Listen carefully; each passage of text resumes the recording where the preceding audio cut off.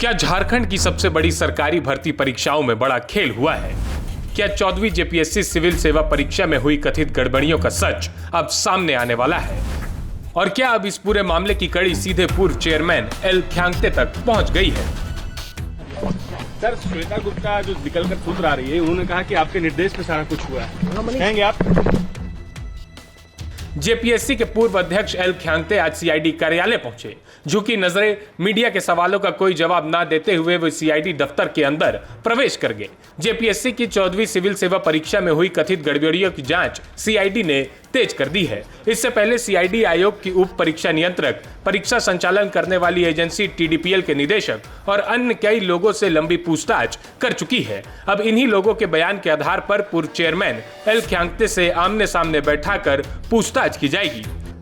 इसमें अहम बात यह है कि आयोग की उप परीक्षा नियंत्रक से पूछताछ के दौरान जेपीएससी में किसी भी गड़बड़ी से इनकार जरूर किया, लेकिन उन्होंने यह भी कहा कि आयोग में जो भी फैसले लिए जा रहे थे उनकी पूरी जानकारी तत्कालीन अध्यक्ष एल ख्यांग्ते को थी। उन्होंने बताया कि ओएमआर शीट में गड़बड़ी की शिकायतें भी अध्यक्ष तक पहुंचाई गई थी। इसके बाद परीक्षा से जुड़े कई अहम बदलाव उनके निर्देश पर ही किए गए। यानी जांच एजेंसी अब ये पता लगाने की कोशिश करेगी कि उन फैसलों की जिम्मेदारी आखिर किसकी थी। इधर परीक्षा संचालन एजेंसी के निदेशक ने भी पूछताछ में लगभग यही बातें दोहराई। इन बयानों के बाद सीआईडी ने पूर्व अध्यक्ष को पूछताछ के लिए बुलाने का फैसला किया। गौरतलब है कि इस मामले में सबसे पहले उप परीक्षा नियंत्रक, परीक्षा संचालन एजेंसी के निदेशक और 3 अन्य लोगों को गिरफ्तार किया गया था। बाद में सभी को 5 दिनों के रिमांड पर लेकर विस्तृत पूछताछ की गई। बता दें, अब तक इस मामले में कुल 10 लोगों की गिरफ्तारी हो चुकी है। इससे पहले सीआईडी की टीम ने एल ख्यांग्ते के कांके रोड स्थित सरकारी आवास और जेपीएससी कार्यालय में उनके कक्ष पर भी छापेमारी की थी।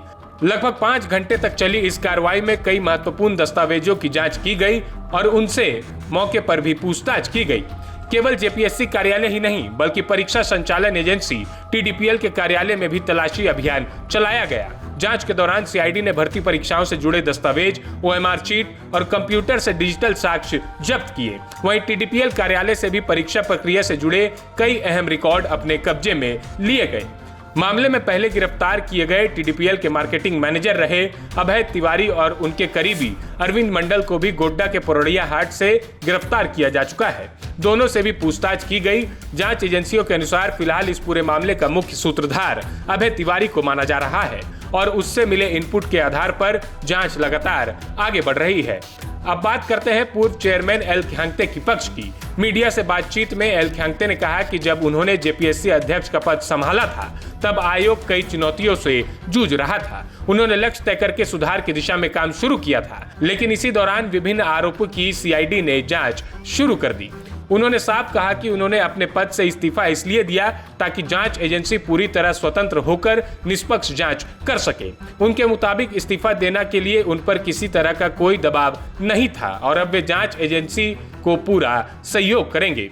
ख्यांग्ते ने अपने ऊपर लगे ब्लैकलिस्टेड कंपनी को काम देने के आरोपों को भी खारिज किया। उन्होंने कहा कि किसी भी कंपनी को सीमित अवधि के लिए ब्लैकलिस्टेड किया जाता है। जिस समय संबंधित एजेंसी को जेपीएससी का काम दिया गया उस समय वो ब्लैकलिस्टेड नहीं थी। उनकी क्षमता, संसाधनों और पात्रता की जांच के बाद ही जिम्मेदारी सौंपी गई थी।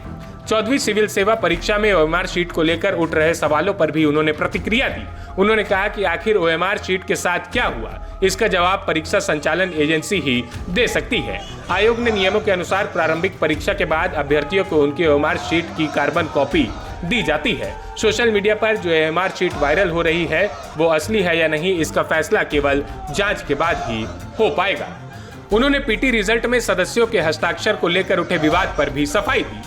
उनके अनुसार जेपीएससी के नियमों में स्पष्ट लिखा है कि प्रारंभिक परीक्षा के परिणाम पर सदस्यों के हस्ताक्षर अनिवार्य नहीं होते। सदस्यों की भूमिका केवल स्क्रूटनी, इंटरव्यू और अंतिम मेरिट सूची तैयार करने में होती है। उन्होंने यह भी स्पष्ट किया कि पीटी परीक्षा के परिणाम के साथ कट ऑफ आंसर की जारी करने का कोई प्रावधान नहीं है। कट ऑफ मार्क्स और आरक्षण से संबंधित पूरी जानकारी केवल अंतिम परिणाम के समय जारी की जाती है। फिलहाल पूरे मामले में सीआईडी की जांच जारी है। जांच एजेंसी ये जानने की कोशिश करेगी कि भर्ती प्रक्रिया में हुए फैसलों की जिम्मेदारी किस स्तर तक की जाती है और क्या वास्तव में 14वीं जेपीएससी समेत अन्य परीक्षाओं में किसी तरह की अनियमितता हुई थी या नहीं। अब देखना होगा कि सीआईडी की पूछताछ से कौन कौन से नए खुलासे सामने आते हैं। फिलहाल जांच जारी है और अंतिम निष्कर्ष जांच पूरी होने के बाद ही स्पष्ट होगा।